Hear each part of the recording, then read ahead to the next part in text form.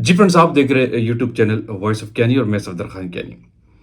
अच्छा फ्रेंड्स, कुछ सवाल थे और काफ़ी लोग मेल्स भी कर रहे थे कि फार्मा की जो क्यूसी है, क्यूसी लेबोरेटरी जो है, इसको हम क्वालिटी कंट्रोल डिपार्टमेंट कहते हैं। बेसिकली यहाँ पे जो एनालिस्ट है या वर्कर्स स्टाफ हायर होता है, किस तरह का काम करता है, वर्क नेचर क्या होती है, स्कोप क्या है क्यूसी की जॉब का, और रोल क्या है इस क्वालिटी कंट्रोल डिपार्टमेंट का फार्मास्यूटिकल इंडस्ट्रीज में। तो आज इस वीडियो में आपको ये सारी चीज़ बताता हूँ कि बेसिकली क्यूसी है क्या, करती क्या है, और लोग यहाँ पे किस तरह काम करते हैं, लोगों का डेजिग्नेशन क्या होता है, ऑर्गेनोग्राम क्या होता है, और सेल स्ट्रक्चर भी, और इंस्ट्रूमेंट कौन कौन से यूज होते हैं। एक ओवरव्यू पिक्चर आपको मिलेगी उन लोगों के लिए जो जानते हैं कि क्यूसी बेसिकली है क्या, करती क्या है। तो मैं कुछ सेक्शंस में, कुछ स्टेप्स में आपको एक एक चीज़ बताता हूँ। तो सबसे पहली बात मैं आपको बताता हूँ कि what is QC laboratory. Laboratory basically है क्या। तो इसकी मैं अगर डिटेल में जाऊँगा तो आप सिंपल वर्ड में ये समझ लें, मैं आसान लफ्ज़ों में कह दूँ कि बैकबोन है ये किसी फार्मा इंडस्ट्री के अंदर। फार्मा इंडस्ट्री का जो प्लांट होता है, नया सेटअप होता है, उसको मैन्युफैक्चरिंग रन करने के लिए लाइसेंस उस वक्त तक नहीं मिलता है जब तक उसके पास क्वालिटी के एंड से कोई लाइसेंसिंग नहीं होगी किसी मैनेजर लेवल या इंचार्ज लेवल के पर्सन की। तो लेबोरेटरी मैंडेटरी रिक्वायरमेंट है थ्रू ड्रैप, जो आपकी मिनिस्ट्री ऑफ हेल्थ होती है, ड्रैप होती है जिस कंट्री के अंदर आप हैं, वो आपको लाइसेंस इशू नहीं करती अगर आपके पास लेबोरेटरी या लेबोरेटरी का स्टाफ एग्जिस्ट नहीं करता। तो इससे अंदाज़ा लगा लें कि ये कितनी इंपॉर्टेंट जॉब है और कितना बड़ा इसका रोल है। लेकिन जो वर्क क्या करती है, इसका मेन रोल क्या है फार्मा के अंदर, ये basically different through procedures, different standards, different quality guidelines के बेस पे ये इंश्योर करता है कि जो हम प्रोडक्ट बना रहे हैं पेशेंट्स के लिए, जो मैन्युफैक्चरिंग कर रहे हैं, वो हाई क्वालिटी हो, 100% प्योरिटी की चीज़ मार्केट में जाए। ये इनका मेन पर्पस है। Through different procedure, different parameter, different guideline, different SOP के थ्रू ये अपना एक वर्क कर रहे होते हैं। एक कल्चर, एक सिस्टम बिल्ट होता है किसी के अंदर। डिफरेंट स्टाफ का एक लेवल है जो इस चीज़ को स्टेप बाय स्टेप पे डिफरेंट कैटेगरी पे इंश्योर करता है कि हमारी जो प्रोडक्ट है क्वालिटी प्रोडक्ट होनी चाहिए और वो पेशेंट के लिए फ़ायदेमंद और कंपनी का नाम एक अच्छा हो। ये बेसिकली मेन रोल होता है क्वालिटी कंट्रोल डिपार्टमेंट का। लेकिन इसके अंदर अगर आप जाते हैं, फिर अगर ऑर्गेनोग्राम की बात करें कि लोग किस किस तरह के होते हैं, किस किस लेवल पे काम करते हैं, ये ऑर्गेनोग्राम का जो स्ट्रक्चर है ये कंपनी टू कंपनी वेरी कर सकता है कि आपकी ऑर्गेनाइजेशन क्या है। मैं एक अच्छे सेटअप की अगर बात करूँ, जो एक मल्टीनेशनल सिस्टम है, जहाँ सिस्टम एग्जिस्ट करता हो, किसी लोकल सेटअप के ना हो, तो वहाँ जो ऑर्गेनोग्राम होता है कुछ इस तरह का होता है। सबसे पहले जो इनिशियल स्टेज पे जो होते हैं, एक एनालिस्ट होता है जिसको हम क्यूसी एनालिस्ट भी कहते हैं या क्यूसी केमिकल एनालिस्ट भी कहलाता है, या क्यूसी ऑफिसर की भी टर्म यूज होती है, ये भी डिपेंड करता है। जिसका काम होता है बेसिक टेस्टिंग करना डिफरेंट स्टेजेस पे। आपको पता है मैन्युफैक्चरिंग की प्रोडक्ट हर कैटेगरी पे फार्मा के अंदर, क्यूसी के अंदर प्रोडक्ट आ रहा होता है, रॉ मटेरियल की स्टेज पे भी, फिनिश पे भी, सेमी फिनिश पे भी। तो उनकी डिफरेंट डिफरेंट स्टेज पे टेस्टिंग करना होता है, ये क्यूसी एनालिस्ट का काम होता है।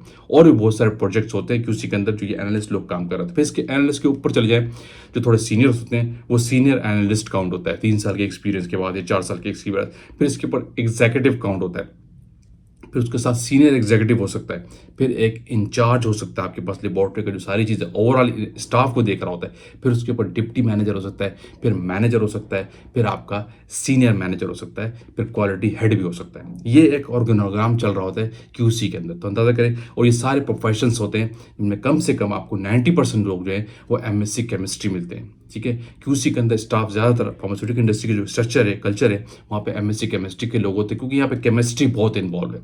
सारी इंस्ट्रूमेंटेशन है, केमिकल्स है, टेस्टिंग है, जिसका डायरेक्ट कंसर्न, डायरेक्ट रिलेशन आपकी केमिस्ट्री से होता है। तो ये स्टाफ का एक ऑर्गेनोग्राम है। दूसरे स्टेप पे मैं आपको बता रहा हूँ कि आप किस तरह होते हैं। अगर आप किसी कंपनी में फ्रेश हायर होते हैं तो आप as a QC analyst career start करते हैं। अगर आपका कुछ एक्सपीरियंस है तो फिर आप पोजीशन वाइज, अगर 4-5 साल की एक्सपीरियंस पे तो आप सीनियर एग्जीक्यूटिव भी जा सकते हैं, और उससे ज़्यादा एक्सपीरियंस आप इंचार्ज भी जा सकते हैं, और फिर आपका और ज़्यादा एक्सपीरियंस है, 10 साल का है, तो आप डिप्टी मैनेजर और मैनेजर भी किसी कंपनी में जा सकते हैं। ये सिस्टम होता है एक अच्छी ऑर्गेनाइजेशन के अंदर। और फिर हर जॉब का एक रोल है। जो एनालिस्ट है और सीनियर एनालिस्ट है, एग्जीक्यूटिव है, ये लोग टेस्टिंग में इन्वॉल्व होते हैं। बहुत सी जगहों पे ऐसा होता है जो इंचार्ज है वो टेस्टिंग पे इन्वॉल्व नहीं होता, वो ज़रा इन स्टाफ की मैनेजमेंट देख रहा होता है। जो एनालिस्ट हो गए, एग्जीक्यूटिव्स हो गए, इनको जॉब नेचर असाइन करना, ये बेसिकली जो इंचार्ज होता है उसका काम होता है। फिर उसके बाद डिप्टी मैनेजर्स होते हैं, वो और सीनियर लेवल के काम देख रहे होते हैं। तो हर लेवल का एक वर्क नेचर है, एक जॉब रिस्पॉन्सिबिलिटी है जो आपके जेडी में डिफाइन होता है जब आप किसी कंपनी में हायर होते हैं। तो बेसिकली आपका जो मेन रोल पे, जो लीडिंग पे जो लोग काम कर रहे हैं, तो किसी एनालिस्ट, इंचार्ज जो टीम को पूरी देख रहे होते हैं। एक जो इंचार्ज लेवल का पर्सन होता है क्यूसी के अंदर, या असिस्टेंट मैनेजर भी हो सकता है या डिप्टी मैनेजर भी हो सकता है, वो क्यूसी की जॉब असाइन कर रहा होता है। हर एनालिस्ट को, अगर आपके पास 10 एनालिस्ट काम कर रहे हैं तो हर एनालिस्ट को अपनी अपनी जॉब नेचर असाइन करना, डेली प्लानिंग जिसको हम कहते हैं। जैसे मेरी बहुत सारी वीडियो आप देख सकते हैं मेरे चैनल पे, वो एक डेली जॉब असाइन कर रहा होता है स्टाफ को कि हर इस स्टाफ ने आज, इस वर्कर ने, इस नेम ने, इसका ये आज का काम है, आज ये सुबह 8 बजे से लेकर शाम 5 बजे तक ये काम करेगा। हर एक की ड्यूटी एक असाइन होती है। एक सिस्टमेटिक वे में हर बंदा अपने अपने सेक्शन में, अपनी अपनी कैटेगरी में, अपने अपने सर्कल में काम कर रहा होता है। कोई होश पोश नहीं होता, हर चीज़ रिटर्न में, हर चीज़ थ्रू प्लानिंग हो रही होती है। ये सिस्टम लेबोरेटरी का कल्चर है, ठीक है। और बहुत आसान लफ्ज़ों में बता रहा हूँ कि लोग इस तरीके से सिस्टम के अंदर काम कर रहे होते हैं, ठीक है। ये था ऑर्गेनोग्राम। और दूसरा था कि सेक्शन के बाद लेबोरेटरी के सेक्शन कितने हैं, सही है, किस किस सेक्शन में लोग काम कर रहे थे, जो मैंने ऑर्गेनोग्राम बताया। इसमें वो लेबोरेटरी के अंदर बहुत सारे सेक्शंस होते हैं। एक सेक्शन होता है रॉ मटेरियल की टेस्टिंग का, यानी फार्मा इंडस्ट्री के अंदर जो रॉ मटेरियल रिसीव हो रहा होता है, रॉ मटेरियल जिससे कि आपकी मैन्युफैक्चरिंग होती है, जो वेयर हाउस पे रिसीव होता है, उसकी टेस्टिंग करता है। इसमें पैकेजिंग मटेरियल भी आ सकता है, आपका एक्सीपिएंट भी हो सकता है, आपका जेनेरिक भी होता है। फिर इसके अंदर नंबर ऑफ टेस्ट बेताशा होते हैं। नंबर ऑफ टेस्ट आपको रॉ मटेरियल के अंदर करने पड़ते हैं through different procedures, through different instrument. आप उसको रिलीज करते हैं, पास करते हैं, रिटर्न डॉक्यूमेंट आपके पास होता है। हर एक्टिविटी के लिए यहाँ पे एक पॉइंट नोट कर लीजिए कि हर ऑपरेशन, हर सिस्टम के लिए फार्मास्यूटिकल इंडस्ट्रीज के अंदर एक एसओपी डिफाइंड होता है, जिसको स्टैंडर्ड ऑपरेटिंग प्रोसीजर्स कहते हैं। उसके बगैर कोई एक काम भी नहीं होता फार्मा के अंदर। अगर आप कोई भी काम करते हैं, सैम्पलिंग करने भी जा रहे हैं, तो पहले आपके पास ट्रैप की रिक्वायरमेंट है, जीएमपी सीजीएमपी की रिक्वायरमेंट है कि आपके पास एक एसओपी होना चाहिए रिटर्न में कंपनी की पैटर्न के ऊपर, सही है। तो उस एसओपी के तहत आप काम कर रहे हो, कोई भी काम कर रहे होते हैं, as per SOP, as per document आप करते हैं, ठीक है। कुछ लोग रॉ मटेरियल के सेक्शन में काम करते हैं। इसके बाद एक सेक्शन होता है केमिकल टेस्टिंग का, जिसमें कि वो वाटर टेस्टिंग कर रहा होता है, छोटे केमिकल टेस्ट आइडेंटिफिकेशन कर रहा होता है, रीटेस्टिंग कर रहा होता है रॉ मटेरियल के, जो बिल्कुल फ्रेश इनिशियली कैंडिडेट्स हायर होते हैं, जो उनका ज़्यादा एक्सपीरियंस जो होता है, उनको यहाँ पर रखा जाता है। वाटर की टेस्टिंग वो करते हैं। डेली वाटर का पानी प्लांट से आता है, कुछ कंपनी में वीकली आ रहा होता है। ये भी डिपेंड करेगा कि आपके ऑर्गेनाइजेशन में सिस्टम किस तरह का एग्जिस्ट करता है। वाटर के अंदर आप बेताशा टेस्ट करते हैं, अपीयरेंस करते हैं, सॉल्युबिलिटी करते हैं, आप उसकी चीज़ चेक करते हैं, ऑक्सीडाइजेबल सब्सटेंस का टेस्ट करते हैं, टेस्ट करते हैं, कलर चेक करते हैं, पीएच चेक करते हैं, कंडक्टिविटी चेक करते हैं, और टीओसी का टेस्ट लगाते हैं। ये बेताशा टेस्ट होते हैं वाटर के अंदर, ठीक है। आप इस सेक्शन में आपका भी आप काम कर सकते हैं। दूसरा एक और सेक्शन होता है जो स्टेबिलिटी की सेक्शन, यानी फार्मास्यूटिकल इंडस्ट्रीज में जो प्रोडक्ट होती है, ड्रग की रिक्वायरमेंट है कि उनको आप स्टेबिलिटी पर रखते हैं, शेल्फ लाइफ के लिए एक्सीलरेटेड स्टडी करते हैं, कि चेक करते हैं कि जो प्रोडक्ट है हमारी, जितनी इसकी एक्सपायरी मार्केट में लॉन्च कर रहे हैं, उस एक्सपायरी तक इस पर कोई इफेक्ट तो नहीं आता, इसके इफिकेसी पे फर्क तो नहीं आता। तो इस तरह वो उसकी हर इंटरवल पे टेस्ट कर रहे होते हैं, 6 मंथ पे, 3 मंथ पे, 9 मंथ पे, 12 मंथ पे, 18 पे, 24 मंथ पे, और डिफरेंट कंडीशन, डिफरेंट पैरामीटर्स पे क्लाइमेटिक चैम्बर्स में सैंपल रखे जाते हैं। तो कुछ लोग इस सेक्शन में काम करते हैं, इसको कहते हैं स्टेबिलिटी का सेक्शन, ठीक है। इसके अलावा एक दूसरा सेक्शन होता है जो हम कहते हैं पैकेजिंग मटेरियल का सेक्शन, जिसमें आपका प्राइमरी पैकिंग हो गया, सेकेंडरी पैकिंग होगी, शिपर हो गया, एल्यूमिनियम फॉयल आपके पास आता है, ब्लिस्टर्स आपके पास आते हैं, उनकी टेस्टिंग करते हैं, उनकी रीडिंग करते हैं, लीफलेट्स को स्टडी करते हैं कि उस पर ठीक है या नहीं। तो सारा वो टेस्ट कराता है पैकेजिंग मटेरियल, ग्रामेज चेक करते हैं, और एक दो टेस्ट और भी होते हैं। तो वो सारा पैकेजिंग का सेक्शन होता है। कुछ लोग यहाँ पे भी काम कर रहे होते हैं, ठीक। इसके अलावा एक सेक्शन होता है जो फिनिश प्रोडक्ट की टेस्टिंग करता है, क्यूसी की बात कर रहा हूँ, यानी आपकी प्रोडक्ट जो मैन्युफैक्चरिंग होने के बाद आती है आपके पास, अगर टैबलेट है, कैप्सूल है, सिरप फिल होकर आ रहा है, टैबलेट कोर स्टेज पे आ रही है, ग्रेनुल स्टेज पे आ रही है, कोटेड स्टेज पे आ रही है, तो फिर वो उसकी स्टेज पे डिफरेंट टेस्ट होते हैं। उसकी डीटी लगाते हैं, उसकी डिसोल्यूशन टेस्ट लगाते हैं, उसकी हार्डनेस, उसकी फ्रेबिलिटी, उसका एसए, वेरी इंपॉर्टेंट थिंग है, वो एचपीएलसी पर बहुत से इंस्ट्रूमेंट पे चेक कर रहे होते हैं। कुछ लोग फिनिश प्रोडक्ट में काम कर रहे होते हैं। फिनिश प्रोडक्ट का सेक्शन का ऐसे एरिया है जिसमें आपके इंस्ट्रूमेंट बहुत ज़्यादा इन्वॉल्व होते हैं, मैं आपको बार बार कहता हूँ। तो ये भी एक सेक्शन। इसके अलावा एक बहुत इंपॉर्टेंट सेक्शन, ये बाज़ कंपनी में साथ कनेक्टेड होता है, बाज़ कंपनी में अलग भी हो सकता है, वो होता है माइक्रोबायोलॉजिकल सेक्शन, जिसमें हम माइक्रो ऑर्गेनिज्म की टेस्टिंग चेक कर रहे होते हैं कि फंगल ग्रोथ और दूसरे फंगल टेस्ट होते हैं, साल्मोनेला का टेस्ट होता है। ऐसे बेताशा टेस्ट है जो माइक्रो के एनालिस्ट काम कर रहे हैं, एमएससी माइक्रोबायोलॉजी के लोग काम कर रहे होते हैं, 2 से 4 लोग वो अलग से होते हैं। वो भी क्योंकि रॉ मटेरियल के अंदर कुछ ऐसी चीज़ें हैं, जैसे स्टार्च आपका हो गया, उस पर माइक्रो का टेस्ट लगता है, तो वो टेस्ट वहाँ पे कंपलसरी है। जब आप किसी प्रोडक्ट ऐसी होती है जिन पे फिनिश स्टेज पे हो सकती है और रॉ मटेरियल की स्टेज पे भी, जिन पे माइक्रोबायोलॉजिकल टेस्टिंग का होना मस्ट है, रिक्वायरमेंट होती है थ्रू मैन्युफैक्चरर, थ्रू सप्लायर, तो आप उस पर माइक्रोबायोलॉजिकल की टेस्टिंग करते हैं। ये सेक्शन में ड्रैप की रिक्वायरमेंट है। अगर आपकी कंपनी के अंदर माइक्रोबायोलॉजिकल सेक्शन नहीं, तो भी आपकी कंपनी आगे, लेबोरेटरी आगे आपकी नहीं जा सकती। तो कुछ लोग लेबोरेटरी के माइक्रोबायोलॉजिकल सेक्शन के अंदर काम कर रहे होते हैं, जो माइक्रोबायोलॉजिकल टेस्टिंग आपकी प्रोडक्ट की देख रहे होते हैं, प्रोडक्ट की क्वालिटी को इंश्योर कर रहे थे। तो ये वो सेक्शन है, ठीक है, जिसमें आप डिफरेंट लोग अपने सेक्शन वाइज अपने अपने एरिया में थ्रू प्लानिंग काम कर रहे थे। इन सब लोगों की जो प्लानिंग होती है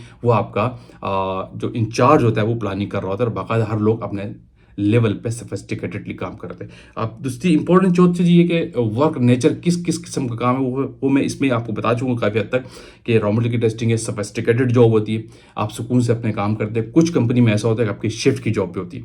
ज़्यादातर मेल्स को हायर किया जाता है क्यूसी के अंदर, क्योंकि उन कंपनी में ऐसा भी होता है कि लेबॉर्ट्री नाइट शिफ्ट में भी चलती है, इवनिंग में भी चलती है, तो 24 आवर चलती है। तो उसमें फिर लोग अपनी अपनी शिफ्ट में काम करते हैं, 8 घंटे की शिफ्ट, ए शिफ्ट, बी शिफ्ट और नाइट शिफ्ट, और कहीं पे भी ऐसा होता है कि ए और नाइट शिफ्ट चल रही होती है, बी नहीं चल रही है। डिपेंड करता है ये अपनी कंपनी के अंदर है, लेकिन यहाँ पे नाइट की शिफ्ट भी हो सकती है। और लेकिन जो रूटीन डेली जनरल शिफ्ट में काम करते हैं, एक सोफिस्टिकेटेड जॉब है। अब सुबह आते हैं, आपको प्लानिंग मिलती है, साफ सुथरा आपका काम होता है, कोई ऐसी हार्ड जॉब भी नहीं होती है।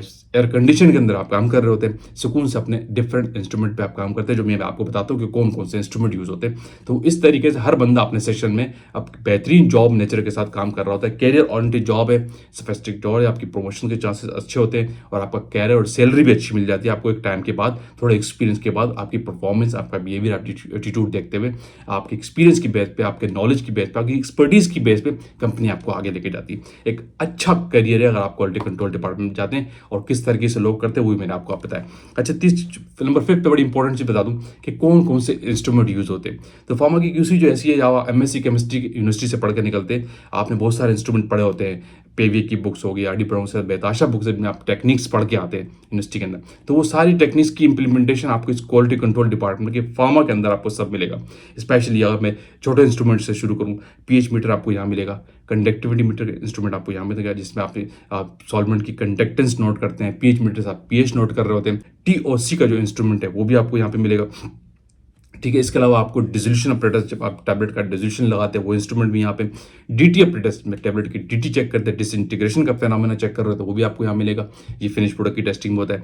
फैब्रिलेटरी टेस्टर आपको मिलेगा, जिसमें टैबलेट की फैब्रिलिटी चेक कर रहे होते हैं। इसके अलावा आपके पास FTIR, जिसपे आप रॉ मटेरियल के सेक्शन के अंदर प्रोडक्ट की आइडेंटिफिकेशन का टेस्ट लगा रहे थे, वेरी इंपॉर्टेंट इंस्ट्रूमेंट है, वो यहाँ पे मिलेगा।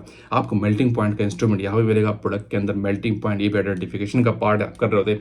आपको यूवी यानी स्पेक्ट्रोस्कोपी जो आप यूनिवर्सिटी के अंदर पढ़ गया है वो इंप्लीमेंट यहाँ मिलेगा, उस पर आप टेस्ट कर रहे होते हैं, ऐसे कर रहे होते हैं, और आइडेंटिफिकेशन का टेस्ट भी करते हैं। इसके अलावा यूवी के अलावा HPLC, हाईली डिमांडिंग इंस्ट्रूमेंट, जो हर एनालिस्ट की विलिंग होती है कि मैं जल्द से जल्द ये सीख जाऊँ, वो बहुत ज़्यादा रनिंग होती है फार्मास्यूटिकल इंडस्ट्री के अंदर। हाई परफॉर्मेंस लिक्विड क्रोमोग्राफिक टेक्निक है, उस पर लोग काम कर रहे होते हैं। एक सेपरेटिंग टेक्निक है जिस पर आप ज़्यादातर अपनी प्रोडक्ट का, रॉ मटेरियल का और फिनिश प्रोडक्ट का ऐसे परफॉर्म कर रहे होते हैं। गैस क्रोमोग्राफी आपको मिलेगी, ये भी वही टेक्निक है, सेम है जैसा आपका इसमें करियर आपका गैस होता है, मोबाइल फेज की जगह आपका मोबाइल फेज जो आपका गैस होता है, जबकि HPLC में आपका मूविंग सॉल्वेंट मोबाइल फेज जो है वो आपका लिक्विड होता है। इसी तरह आपका फ्लेम फोटोमीटर आपको मिलेगा, जिसमें आयंस की कंसंट्रेशन आप चेक कर रहे होते हैं। इसके अलावा एटॉमिक एब्जॉर्प्शन आपको मिलेगा, डिफरेंट मिनरल्स की टेस्टिंग आप कर रहे होते हैं उसके ऊपर। इस तरह के बेतहाशा इंस्ट्रूमेंट जो है गैस क्रोमेटोग्राफी के साथ साथ आपको QC के अंदर नंबर ऑफ इंस्ट्रूमेंट मिलते हैं, बहुत लर्निंग मिलती है। जो लोग MSc हैं, फार्मासिस्ट भी काम करते हैं, लेकिन वो फार्मासिस्ट जो हैं ज़्यादातर इंस्ट्रूमेंटेशन इतने नहीं पढ़ते जो केमिस्ट्री के लोग पढ़ के आ रहे होते हैं। तो इसलिए जो MSc केमिस्ट्री है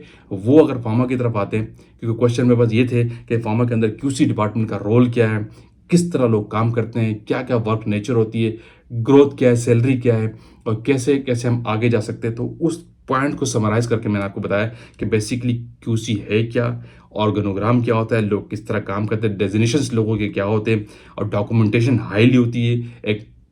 एक परफेक्ट वे में लोग यहाँ पे काम कर रहे होते हैं, वर्क नेचर क्या होता है, सेक्शंस क्या क्या होते हैं, और आपकी ग्रोथ क्या, इंस्ट्रूमेंट कौन कौन से यूज़ करते हैं। इन मैंने आपको एक ओवरव्यू लेबोरेटरी के स्ट्रक्चर के अंदर बताया कि बेसिकली QC लेबोरेटरी है क्या, और लोग कौन कौन से होते हैं, और किस तरह लोग काम करते हैं। तो आई होप कि आपको एक कॉन्सेप्ट मिला होगा, आपको एक ओवरव्यू आपको मिल गया होगा कि बेसिकली QC लेबोरेटरी का रोल क्या है और है क्या ये, और फार्मा के अंदर किस तरह लोग काम करते हैं। वीडियो का आप एंड करते हैं, आपके वीडियो में लाइक किए तो शेयर कीजिए, कमेंट्स कीजिए। अगेन कहूँगा जो लोग चैनल पर न्यू हैं वो लाजमी सब्सक्राइब कीजिए ताकि ऐसी टेक्निकल वीडियोस अब तक पहुँचती रहे। Thank you for watching. अल्लाह हाफिज़।